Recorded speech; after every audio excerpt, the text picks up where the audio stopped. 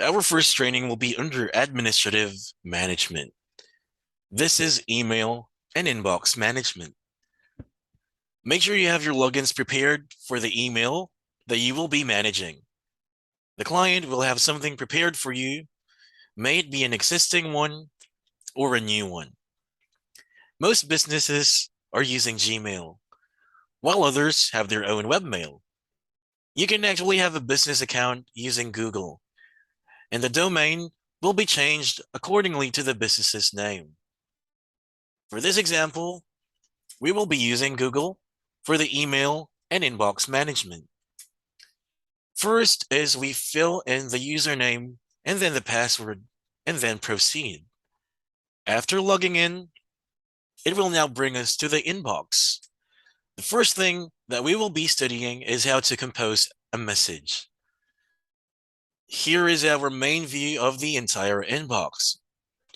On your upper right portion, with an icon of a person, is the logged in Google account or the user. Now, when composing an email, click on the Compose button. There is an artificial intelligence for Google where there are suggestions on what we need to compose. In this example, we will create a sample message. Let's start. For example, I am an HR of Master VA, and there are new VAs that are onboarding. I will put a subject to the message and then type in our main message. As you can see, this is the message that I will be sending to everyone that will be onboarding. I haven't included the actual name of the VA, but just the word name enclosed in parentheses.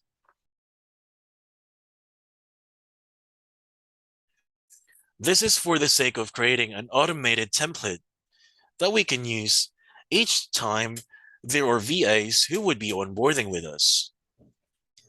To create this message as a template, go to All Settings, go to Advanced, click on Enable Template. Let's go back to our original message draft. Click on More Options. As you can see, the template is there. Enter the template name, and there you have a template saved. Scheduling an email. In the event that I want to reply to an email, but don't want to send it yet, we can actually create a schedule for when you want them to be sent. In this example, I will be composing a reply, but then realize it was already way past working hours. I can now choose a schedule and select when I want them to be sent. There are options available as default, or you could also customize the date and time when you want them to be sent. For example, tomorrow at 7:30 a.m. Then just click on Schedule Send. You can now see them under the Scheduled folder.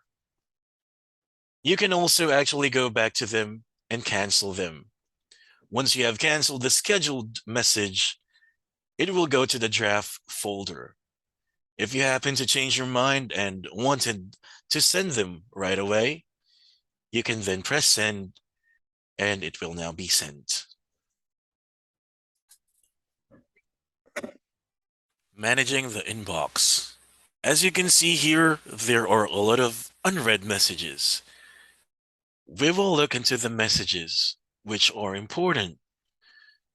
If they are not that important, we can delete or archive them. Let's go through some of them. First, let's start by unsubscribing. There are occasions where we go to websites where we need to log in. Usually, what these websites do is they invite us to subscribe.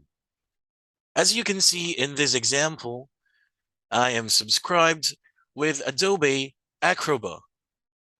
But later on, I have decided that I don't want to receive any more updates.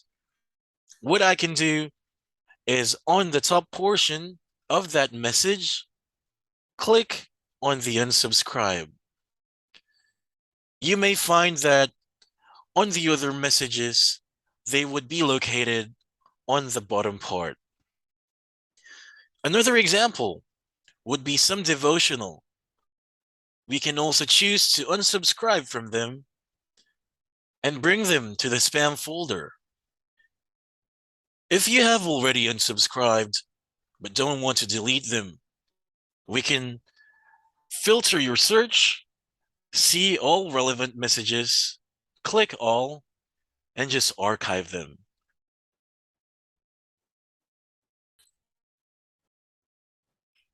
They will no longer be under the inbox, but will still be accessible in your Gmail. Labeling messages. We will now go to labeling our messages. For this example, I want to label these following messages. I will filter my search for SMAC or SMAC. Let's go under settings, then see all settings. Under labels, I will create a category. Create new label, enter the label name, shopping online. Then click on create. Now, we can also create a sub-label. For instance, I have now a label for shopping online. I can also create a new label that is a sub-label for that main label. For example, SMAC under the label shopping online, then nest under the label shopping online.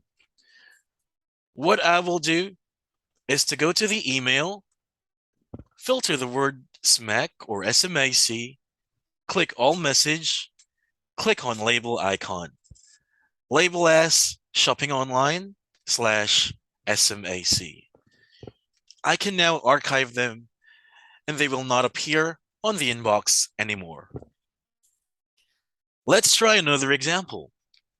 Filter, search, PayPal. Let's create another label. See all settings, go to labels, enter label name, banking. Under banking, create a new sub-label. Enter PayPal. Nest under the main label, which is banking. Take note, we can also edit and change the colors of each label. When we manage labels and go to categories, click on banking, change the colors, and set the color to blue. We could do the following to the different labels that we have created. Let's go back with PayPal.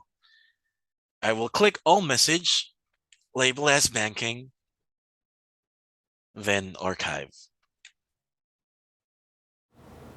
And now let's try to filter the messages. Here, as an example, is PayPal. Filter message like this. Create filter. Mark as read, apply the label, select the bank/bank statements, and also apply filter to the 47 matching conversations, and then create filter. So once you search for PayPal, you'll notice that all of the PayPal emails have now labels of bank/bank statements. So that's how you label an email. How to add an email signature. Go to all settings, see all settings. Under general, click on the lowermost part. We can see that there is no signature yet. Let's add an email signature for this example. Add your signature name. Here you can see that the signature box is blank. Add your chosen email signature. Now you want to add an image to your email signature. You could also do that. First, you may choose to upload. Select file from your device. After searching through your preferred image, add the file and click on upload. When it's uploaded, it will now show on the email signature. It also has signature defaults for new email use or on reply forward use. Insert signature before coded text in replies and remove the line that precedes it. you can add the signature on these defaults. Let's try it. Click on Compose, and we can now see our email signature. Also, we can create multiple signatures. For example, I will create another signature. Create new. I will add the description box, the new signature. Now I can save this and I can choose on the signature available that I have created.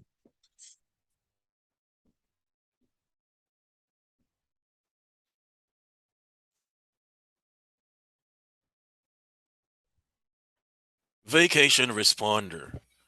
Let's now go to the vacation responder. How can we create one? For example, the VA would be on leave from July 22 to July 24. Type in the subject, on leave, then indicate your vacation responder message. As an example, hi, thank you for your message. I am currently away from my computer. If you have any urgent concerns, please contact and provide the details. You have an option to only send it to people in your contacts, or you can select to send the responder to everyone. Once done, click on Save Changes. Now let's do a test for this vacation responder. For example, I will create a test message on the client's email. I will be sending a message to the VA's email, and I should receive a message from the VA's vacation responder. So after this, we can see that it is working. There you go, MailerMaster VA on leave. You can now see the response since the VA is on leave.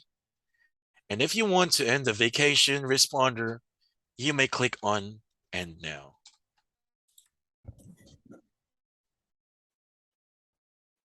Granting email access. How can we access the client's emails without logging into their account? If a client would want you to manage their emails, receive messages, reply to messages, and also sort them, this is how we can do it without even logging in to their account. Here, we will be importing our client's emails to our Google account or email address. In this example, this is the virtual assistant's email. And this one is the client's email. On the client's email, we need to grant the VA an access to her email. Copy the email address of the VA. Now, under the client's email, go to All Settings. Under the Accounts and Import, click on Add an Account. Paste the email address of the VA. Click on Next Step and then proceed. Under the settings, you can see that the client has granted an access to the email address of the VA. The VA will then receive a notification that she has been granted access. Once she has accepted the access, it will take up to 30 minutes before the verification is complete. Once you gain access to the email of the client, all incoming emails will be received from the VA's account. Let's now do a test email. I will be sending an email to myself as the client, so the VA should be receiving that same email. After sending this to myself as the client, it will now be sent to the VA's email. Now let's check the VA's email. As you can see, I have now received the test email.